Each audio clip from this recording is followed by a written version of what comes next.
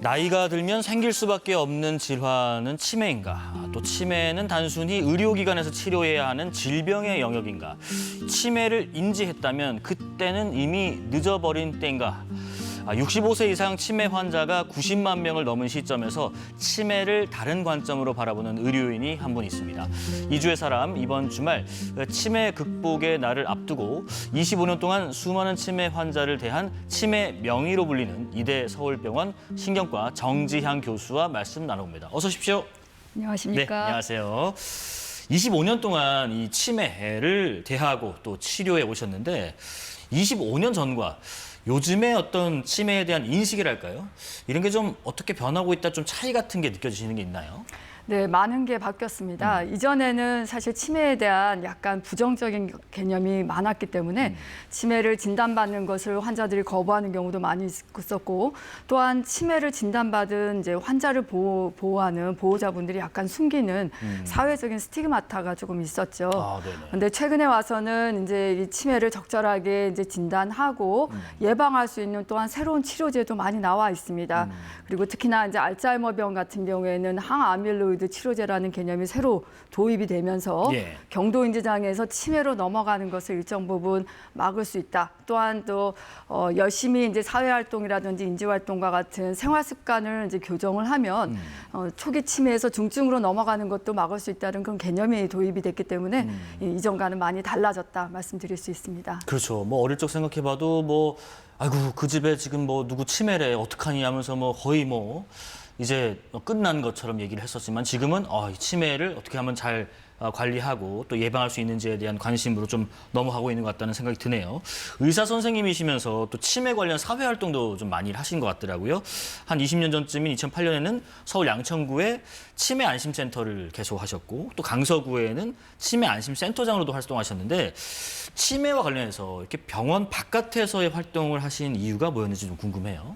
사실 제가 2005년도에 처음 이제 치매 진료를 시작했을 때 병원에서 진료하는 것만으로 환자와 보호자의 어떤 고통을 경감할 수 있는 부분이 많지 않다고 느꼈습니다. 그러세요? 결국은 이제 환자나 보호자가 지역사회에서 거주하면서 뭔가 일상생활을 영위하게끔 해줘야 되는데 그게 이제 의료 밖의 영역이었던 거죠. 그래서 어떻게 하면 치매 환자들이 조금 더 일상생활을 잘 영위할 수 있을까 고민하다가 보건소도 방문하게 되었고 이제 그때 당시에 이제 2008년도에 노인 장교양보험이 시작되었고 이제 뒤야간 보호센터가 그때 당시에 시작이 됐습니다. 그래서 제가 이제 환자분들을 보내는 곳이 어딘지 조금 궁금해서 직접 방문도 해봤고 그러다 보니까 이제 치매 안심센터라는 게 시작하게 되어서 제가 적극적으로 이제 참여를 하게 된 것 같습니다. 그 센터에서는 어떤 활동들을 주로 하셨던 거예요? 이제 처음에는 이제 양천구 같은 경우에는 이제 그때 당시에 세팅이었기 때문에 이제 약간 이제 시스템적으로 만드는 게 중요했고요. 2009년도에 이제 강서구 치매 안심센터로 옮기고 난 이후에는 이제 치매 예방 프로그램을 실제적으로 이제 시행하는 게 굉장히 중요하다고 생각했기 때문에 지역 사회에 있는 강서구 약사회와 이제 치매 환자가 의심되는 경우에 이제 치매 환자를 병원이라든지 치매 안심센터로 이제 연결하는 이제 방법에 대해서 고민을 했고 또한 이제 강서구 와는 이제 약간 이제 치매 환자들이 이제 길거리 다니다가 길을 잃어버리는 경우가 종종 발생합니다. 그러면 어떻게 하면 이 이제 환자들을 빨리 캐치해서 집으로 보내든지 아니면 치매 안심센터로 보내는지에 대해서 약간 좀 협업을 해서 좀 진행을 했었습니다. 이렇게 참 그 병원 안에서만 활동을 하시는 것도 대단한 몫을 하시는 건데도 불구하고 사회 활동을 하시면서 이 치매 영역이 사회에서 또 어떤 연계성을 가지고 또 대비도 하고 예방도 해야 되는지 그런 부분들을 좀 심도 있게 고민을 많이 하셨나 보네요. 이 치매 환자에 대한 그 직접적인 치료, 연구 이런 건 뭐 당연히 많이 하셨겠습니다만은 보호자 교육 프로그램이라는 거를 개발하셨더라고요. 영어로 뭐 아이케어라고 제가 알고 있는데 보호자에 대한 어떤 교육을 하는 건지 이게 치매 환자에게도 어떻게 유의미한 영향을 끼치게 되는 건지 그 연관성도 좀 듣고 싶어요. 사실 이제 치매라고 하는 거는 환자에게도 굉장히 고통이 되지만 보호자에게 크나큰 고통을 주는 질환입니다. 그렇죠. 결국 보호자가 이제 이런 스트레스라든지 돌봄과 연관된 버든 때문에 결국은 본인의 인지 기능도 떨어지지만 건강 상태도 나빠지거든요. 그래서 사실 이제 환자분보다 먼저 사망하시는 경우도 있고 저희가 조사를 해봤더니 보호자들 스스로가 경도 인지 장애를 가지고 있는데 진단을 못 받고 병원에 이제 환자분 때문에 오히려 진료를 못 받는 경우가 있었던 거죠. 네. 또한 이런 스트레스가 결국은 환자한테도 부정적인 영향을 끼칩니다. 근데 저희가 이제 개발했던 이 프로그램은 환자와 보호자에게 1대1로 환자의 맞춤형의 어떤 인지장애라든지 이상 행동에 대해서 저희가 교육을 시키고 환자의 보호자의 어떤 부담을 이제 경감을 시키면서 결과론적으로는 환자에게도 굉장히 긍정적인 영향을 미친다는 걸 입증을 했습니다. 사실 이제 저희가 원하는 거는 이제 대한치매학회에서 이런 보호자에 대한 1대1의 이제 교육 프로그램 같은 게 이제 병원에서 의료 행위로 들어올 수 있기를 이제 기대하는 바입니다. 아예 그냥 이걸 외부 활동에서 어떤 플러스 알파적인 개념이 아니라 병원 내에서 우리가 할 수 있는 맞습니다. 범의료적인 행위로 인정을 받아서 하는 것이 목표다라고 네. 이해를 해보겠습니다. 참 대단하신 것 같습니다. 말씀 들어보면은 그 의료인으로서의 활동 영역을 좀 더 확장하고 계시니까요. 치매라고 하면 우리가 흔히 나이가 들면은 생길 수 있는 병으로 일단 가장 먼저 인식하고 있고 또 하나가 이제 기본적인 것들에 대한 기억이 안 난다거나 판단력이 떨어지고 일상생활이 불가능한 수준으로 이해를 하고 있는데 치매는 곧 퇴행성 변화다. 노화에 어떻게 보면 거슬 수 없는 불가역적인 부산물이다. 단순히 이런 관점에서 좀 달리 볼 필요도 있을까 하는 궁금증도 들어요. 네, 사실 그런 시점이 네. 관점이 많이 있는데요. 참 안타까운 거죠. 왜냐하면 이제 치매라고 하는 거는 뇌 안의 병리적인 현상에 의해서 사실 인지 기능이 떨어지기 때문에 일상생활까지 망가지는 하나의 질환의 개념이거든요. 그래서 노화라고 단순하게 보면 조금 어려운 부분이 있습니다. 또한 최근에는 이제 이런 예방적인 치료를 통해서 관리적인 질환으로 이제 넘어가고 있기 때문에 또한 알츠하이머병 같은 경우에는 아밀로이드를 없애서 일정 부분 아밀로이드가 이제 없어지고 나면 일상생활을 유지할 수 있고 치매로 넘어가는 것도 일정 부분 예방이 가능하다라는 관점으로 저희가 치료를 접근하고 있기 때문에 질환으로 보고 어떤 암이나 당뇨병처럼 관리하는 그런 질환으로 보는 게 더 중요할 것 같습니다. 이제 우리가 뭐 간단한 행동을 뭐 깜빡하는 경우에 우리가 쉬운 말로 저도 이제 전화를 하고 가다가 내 전화기 어디 있어 하는 적도 있고 뭐 그랬는데 어머나 치매인가 봐 이런 말을 할 때가 있거든요. 건망증이 깜빡깜빡하는 게 치매의 좀 초기 단계라고 볼 수도 있나요? 어떤 질환에선 초기 단계입니다. 아, 그래요? 예를 들어서 이제 알츠하이머병이라고 우리가 일상적으로 이제 80세 이상의 어르신들 중에 한 3명 이상의 환자들에게서 나타나는 질환인데요. 사실 이제 여성이 남성보다 더 많이 생기고 사회적인 고립이라든지 대내 활동을 안 할 경우 또 치매 가족력에 있을 경우 더 많이 생기는 이러한 질환인 경우에는 사실 기억력 저하가 굉장히 두드러지게 나타납니다. 근데 우리가 기억력 저하를 생각을 해보면 양성 기억력 저하가 있고 그다음에 악성 기억력 저하가 있는데요. 양성인 경우에는 우리가 책을 읽다가 잠깐 책을 어느 부위를 읽었는지를 잊어버리는 상황이지만 책을 다시 열어보면 다 생각이 나야 됩니다. 네네. 그런데 악성 기억력은 이 책의 일정 부분이 다 없어진다라고 생각하시면 됩니다. 그래서 아무리 노력을 하거나 힌트를 드려도 기억해내지 없을 때 그때는 우리가 악성 기억력 저하라고 생각을 해보셔야 되고 이런 증상들이 지속적이고 반복될 경우에는 알츠하이머병이 숨어 있는 게 아닌가 의심을 해봐야 됩니다. 아, 양성 기억력 저하가 있고 악성 기억력 저하가 있군요. 그 치매는 요즘에 특히 초기 진단이 되게 중요하다는 얘기를 좀 많이 하는데 교수님께서 뭐 수십 년간 관련 연구를 하셨을 것 같아요. 어떤가요? 지금 치매라는 것이 완전히 완치가 좀 가능할 수 있다라는 결론에 지금 가까이 가고 계신지 아니면 좀 그런 거는 욕심이다, 좀 희박하다고 결론을 내고 계신지 궁금해요. 네, 50대 50이라고 생각됩니다. 50대 50이요? 네, 그래서 긍정적인 측면을 본다 그러면 아까 말씀드렸듯이 우리가 기억력을 좋게 만드는 약은 없습니다. 하지만 일정 부분 경도 인지 장애에서 치매로 넘어가는 걸 조금 늦출 수 있고 초기 치매에서 중증 치매로 넘어가는 거를 어떤 의학적인 관점에서 약물 치료와 뭐 관리와 그런 것들을 통해서 늦출 수가 있거든요. 근데 그런 개념에서 봐도 우리가 치매가 한번 생기고 난 다음에 이미 뇌 안에 많은 신경세포의 퇴행이 와 있다 그러면 그걸 재생시키는 뭔가 줄기세포 치료가 가능해야지만 완치라고 말씀을 드릴 텐데 네네. 그렇지 않고 병을 관리하는 관점에서 지금 치매로 넘어가거나 중증 치매를 넘어가는 거를 일정 부분 예방을 할 수 있다 그러면 저희가 현재로서도 일정 부분 완치할 수 있다라고 말씀드릴 수 있겠습니다. 하지만 네. 제일 중요한 거는 이런 완치의 약이 더 나온다면 더 좋을 수가 있을 것 같습니다.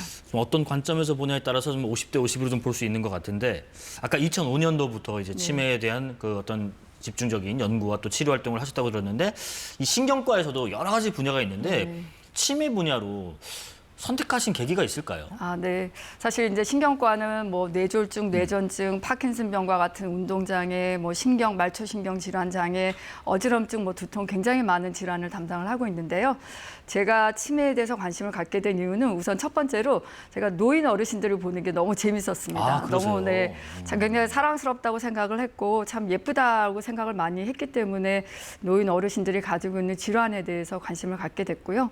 또한 실제적으로 이렇게 치매와 연관된 연구를 하게 된 이유는 제 은사님이셨던 이제 삼성서울병원의 나덕열 교수님께서 저를 지도해 주셔서 제가 지금 이 자리에 있게 된 것 같습니다. 아, 이게 어르신들하고 좀 대화하는 게 네. 좋았다라는 어떻게 보면 좀 순수한 이유에서 시작하신 것 같아요. 수많은 환자를 만나셨을 텐데 좀 기억에서 잘 안 잊힌다, 기억에 남는다 이런 환자분이 계신다면 좀 소개를 좀 부탁드릴게요. 사실 저는 제 외래 오시는 모든 환자분들, 보호자분들한테 굉장히 감사하게 생각합니다.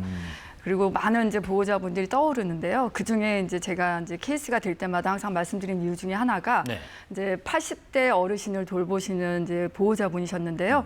환자분께서 사실 목수셨습니다. 그래서 집에 목수와 연관된 여러 가지 도구들이 많이 있었는데 치매를 앓으면서 점점 보호자분이 밖에 나가서 다른 남자를 만난다는 부정망상을 이제 보이셨습니다. 근데 단순하게 망상만 보이는 게 아니라 이제 여러 가지 톱이라든지 도끼를 이제 들고 나오셔서 이제 보호자분을 굉장히 이제 위협을 하면서 밖에 나가서 누굴 만나고 왔느냐 그렇게 막 화를 내셨는데요. 저랑 이제 아이케어 프로그램을 통해서 상담을 하면서 제가 이런 환자에서 이제 장단점에 대해서 이제 약물을 치료하느냐 마느냐에 대해서 좀 상의를 하다가 어떻게 하면 좋겠느냐, 약물을 쓰지 않고 어머님께서 아버님을 돌볼 수 있는 방법을 한번 고안을 해보셔라라고 말씀을 드렸더니 그러면 이제부터 본인이 어딜 가든 할아버지랑 같이 다녀보겠다라고 말씀을 하셨습니다. 그러면서 시장을 가든 동네 마실을 가든 아버님의 손을 꼭 붙잡고 같이 다니시면서 항상 다니셨고 그리고 시간이 날 때마다 이렇게 손을 붙잡아 주시고 사랑한다,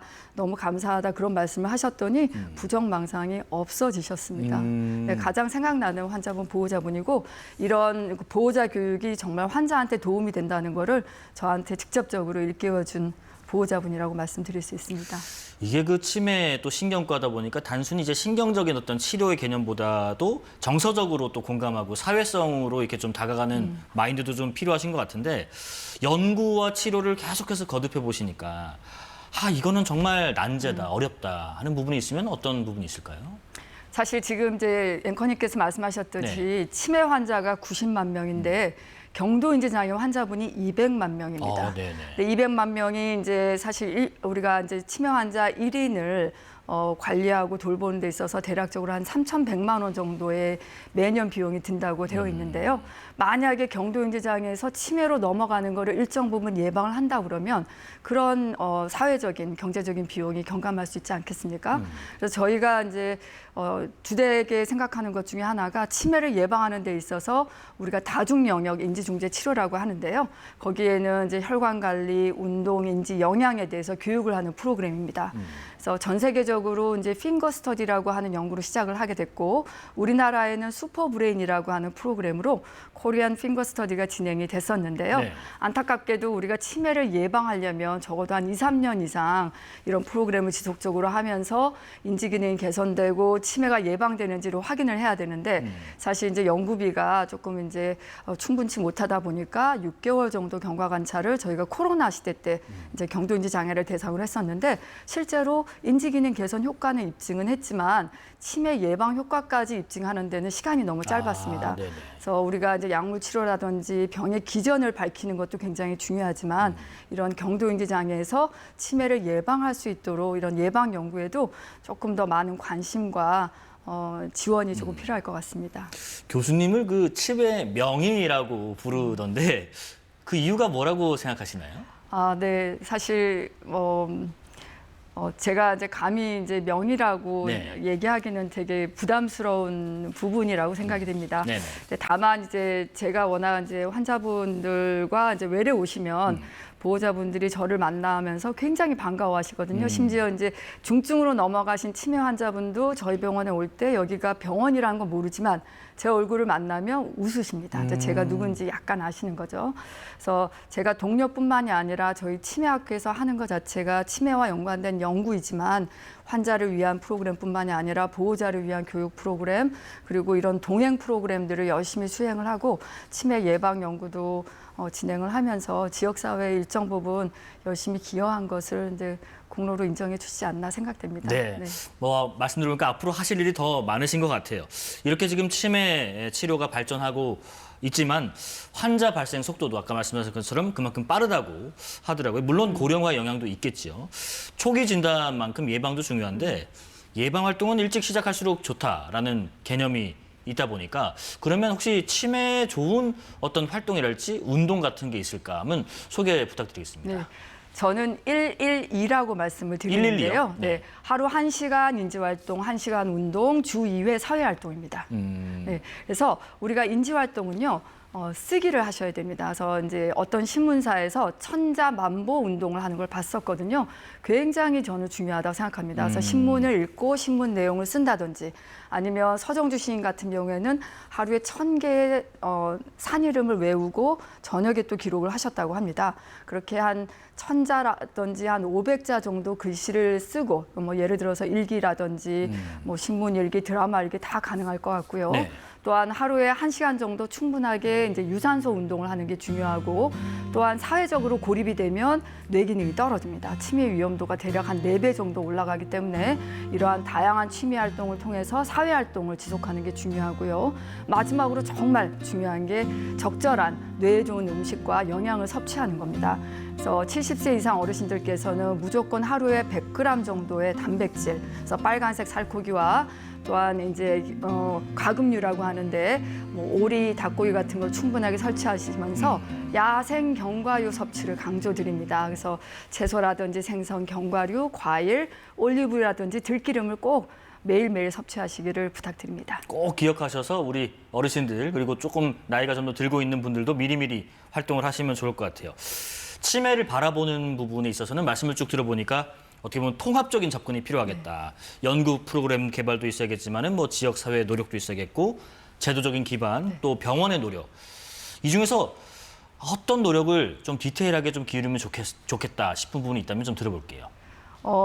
사실 이제 치매는 통합적으로 예방을 해야 되고 관리하는 질환입니다. 네네. 그래서 병원에서는 어떤 적극적인 약물 치료와 환자들 교육을 담당을 해야 되고 이분들이 이제 중증으로 넘어가기 전에 환자의 어떤 권익이라든지 아니면 존중을 위해서 집에서 본인이 원하는 일상생활을 누릴 수 있도록 지역사회에서 프로그램이 제공이 돼야 되는데 우리나라 같은 경우에는 사실 노인장기요양보험이 굉장히 잘 되어 있고 또한 치매안심센터 같은 것을 통해서 또 간단하게 우리가 스크리닝 검사라든지 어떤 보호자 상담 교육 프로그램도 잘 되어 있기 때문에 앞으로는 이런 게 조금 더 발전되어야 된다고 생각은 합니다. 근데 만약에 미흡한 부분을 생각을 해본다면 사실 경도인지 장애 굉장히 많이 진단받고 있는데 노인장기요양보험에서 이런 경도인지 장애를 대상으로 하는 특성화 프로그램이 제공되는 데이케어 프로그램이 사실 잘 없습니다. 사실 그래서 이런 것들이 조금 더 전문적으로 세팅될 수 있도록 제도적으로 좀 뒷받침이 되어야 되지 않을까. 감히 이제 제안 드립니다. 대한치매학회 홍보이사로도 활동 중이시잖아요. 이렇게 한 분야에서 수십 년 동안 몸담고 있는 치매 명의로서 교수님의 인생의 한 문장이랄지 한 장면이랄지 노래를 저희가 부탁드렸는데 인생의 노래를 골라주셨습니다. 홀로 아리랑. 이 노래를 내 인생의 노래로 골라주신 이유 한번 들어보겠습니다. 네. 사실 이제 치매를 예방하는 건요. 굉장히 외롭고 힘든 일입니다. 네, 대신 아까도 말씀드렸듯이 꾸준하게 노력을 하셔야 되거든요.